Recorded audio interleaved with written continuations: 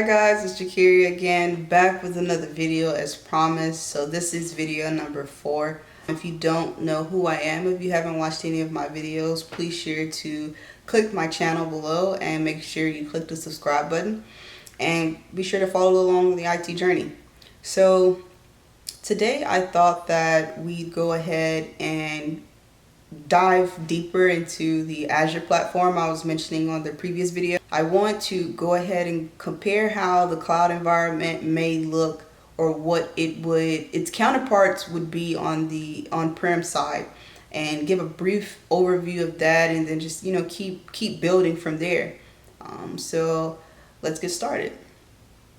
Okay, so on-prem side, you may have virtual machines. They may be Windows 10, Windows 11, Macs, Linux machines, Windows servers, whatever type of OS that device may be running, or whether it's client or server, it will be a counterpart on the client side. So on the on-prem side, you may hear PC or laptop or device or computer. And the cloud environment, it will be a virtual machine. So you can go ahead and create a virtual machine. You can manage that virtual machine. You can push updates. You can secure that virtual machine, manage credentials for that virtual machine. You can connect disks to that virtual machine. Anything that you can do on the on-prem side, you're going to be able to do on the cloud side essentially. So if I wanted to create a virtual machine, I could go ahead and just type in virtual machine here.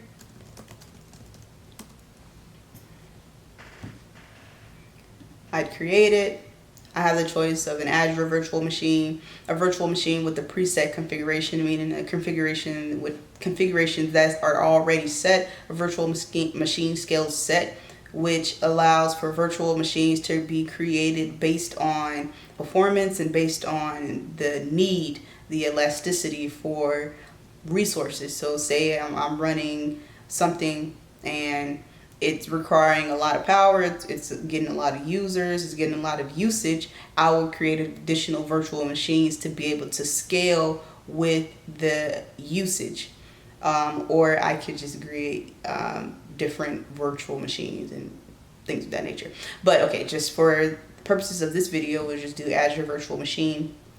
I'd go in here, I'd choose my subscription, which billing account I want to charge this virtual machine to be under. I create a virtual machine name just like I would on the on-prem side.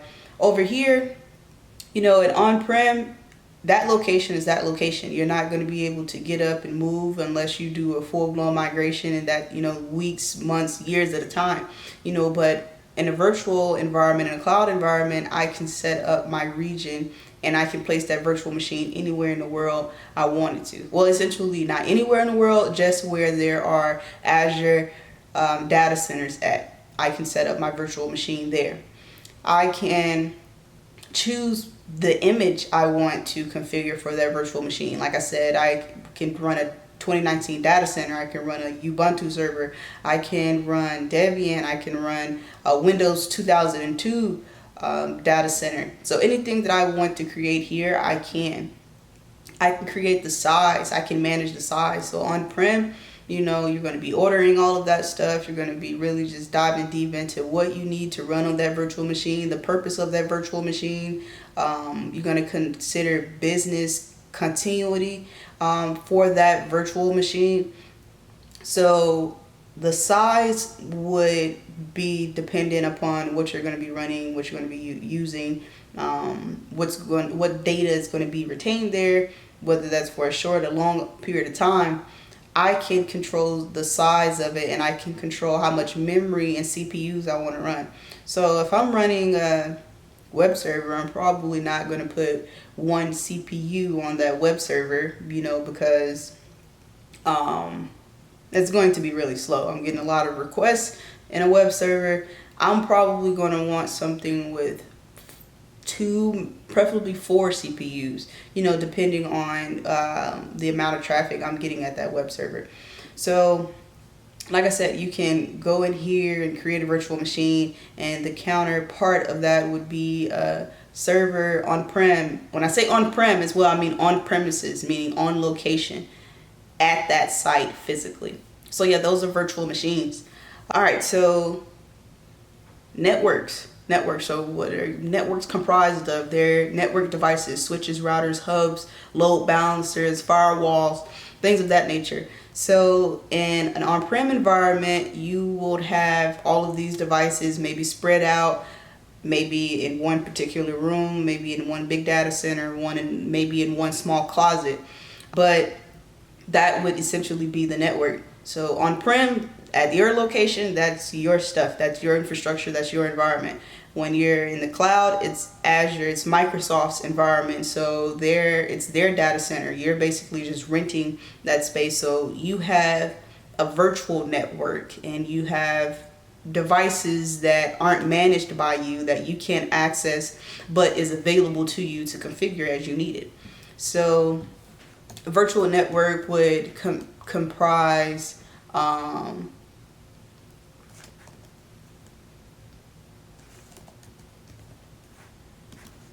the network devices.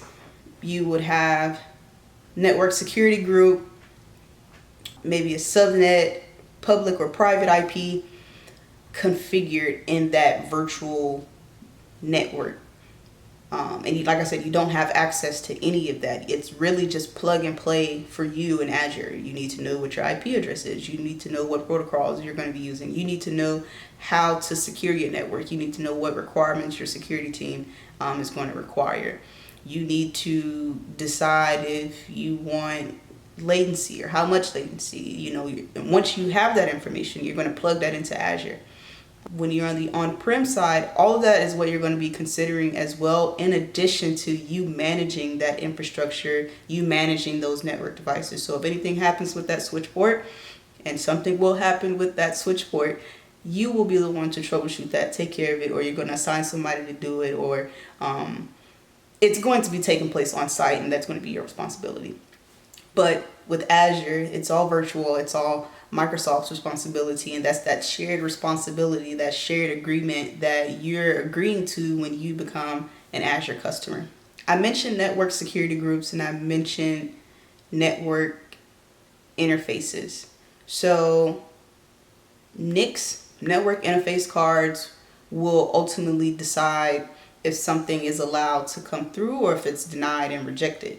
And in a virtual space, it's essentially the same thing. You will create something what's called a network interface, and that is what the traffic is going to come in contact with first before it's either allowed or blocked. So a network interface on the virtual side, and then a NIC, a network interface card, on the on-prem side. So you'll also have a network security group where you have public and private IPs that will basically comprise of rules, like routing rules. So say I want RDP traffic to be remote desktop protocol traffic to be priority 1, so at a really high priority, and I want that to be able to go out of port 3389, but I don't want to be able to receive RDP traffic.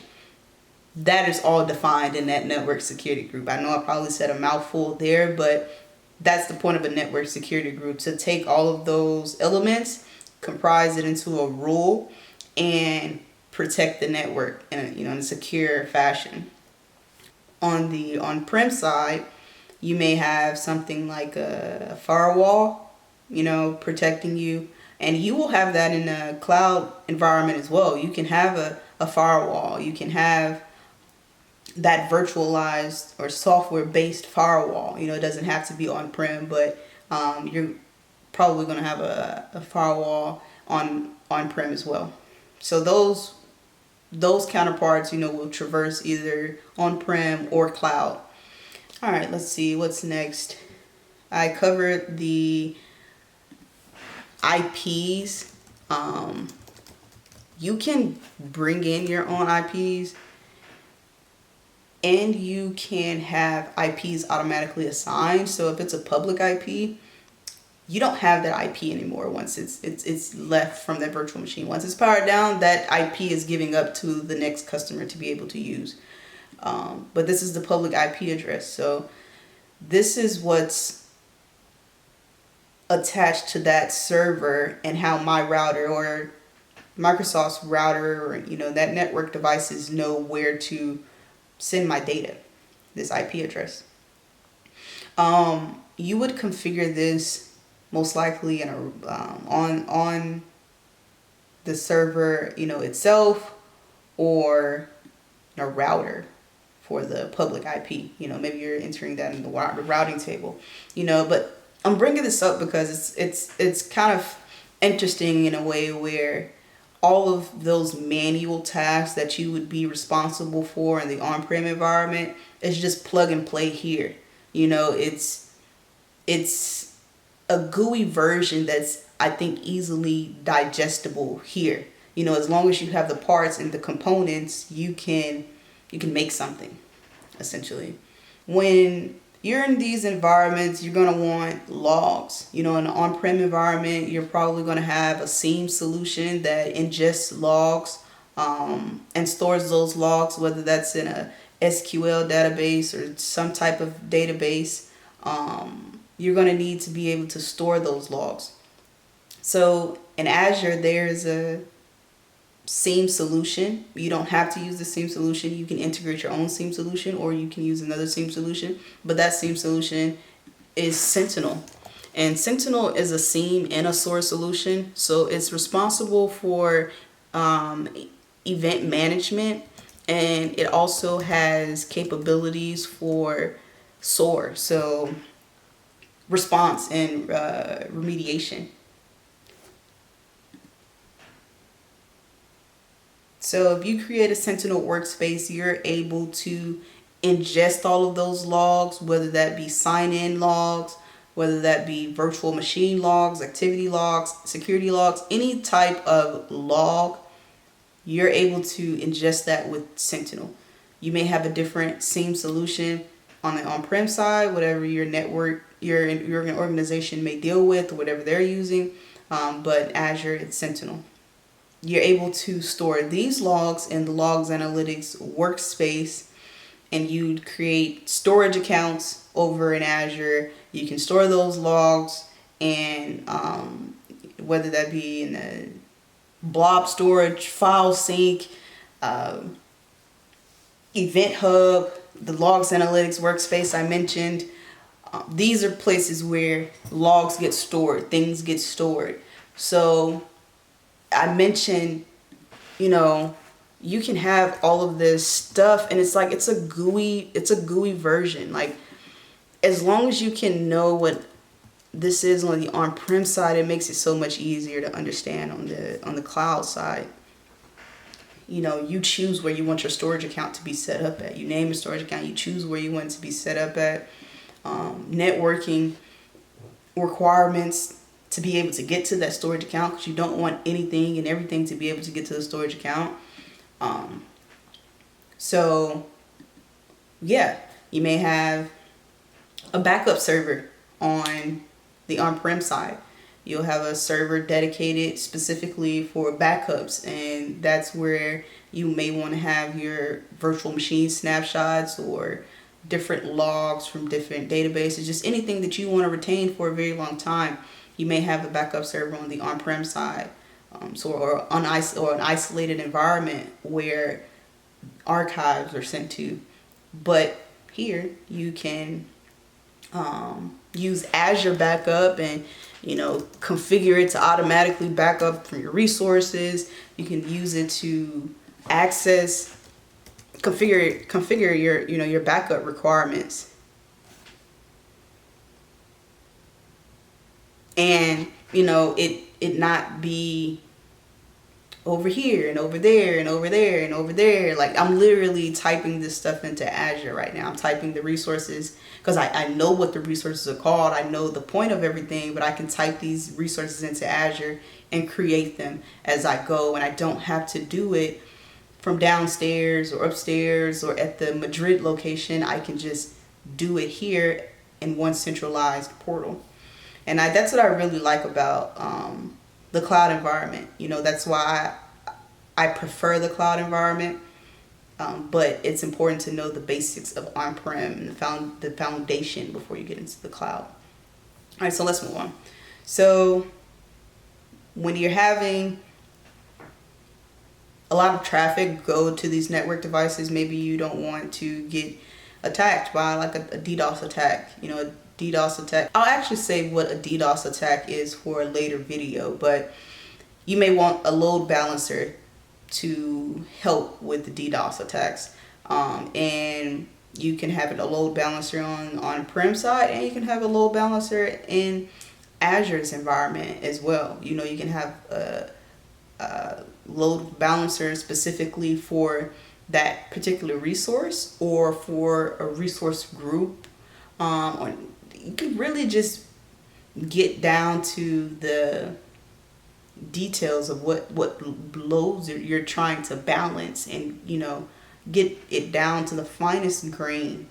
But you also have a firewall. I mentioned firewalls before. Firewalls can be software or hardware based. And then you have just the overall internet.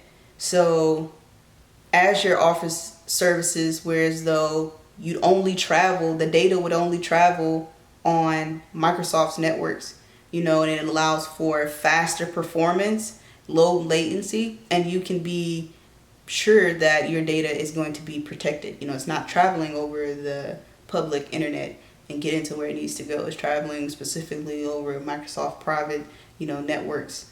So there are a lot of benefits to cloud versus on-prem, but in my opinion, you can't really understand cloud until you've been in on-prem environments. And that goes as far as, understanding Azure Active Directory. How can you understand Azure Active Directory if you don't know what an Active Directory is? An Active Directory you may have an on-prem, and on your domain controllers. And if you are familiar with Active Directory, that's basically centralized management for users, groups, or computers. And it's essentially the same thing in Azure as well. It's a little bit more simple. Like I said, this GUI, it's the best to me because it's simple. It breaks everything down. It's easily accessible, and you have a lot of different features you're able to get to. So, I can manage my users in Azure Active Directory. I can manage my groups in Azure Active Directory. I can manage my devices. I can connect my on-prem environment to my Azure Active Directory. And maybe that'll be another video too. I connect my on-prem environment to my Azure Active Directory and compare the two and explain how that works. So yeah, you can do a lot in Azure that translates to on-prem, and you can do a lot in on-prem that Microsoft offers that you're going to be able to do in Azure as well. They do a very good job of offering not as much services, but more services than you may find on-prem. And yeah, I think I'm rambling at this point, but if you stayed to the end of this video, I appreciate it. I want to do more Azure videos. I may take it bite by bite, resource by resource, and do mini videos, a mini series for each resource, and then expand from there. But yeah, so it's not craziness, or it's not something you can't grasp. Like I said, if you can grasp on-prem, you can definitely grasp cloud. It's literally just a website, a website that you're going to do to manage an entire organization, but it's a website. So I hope you enjoyed video 5 coming soon, and I'm out. Peace.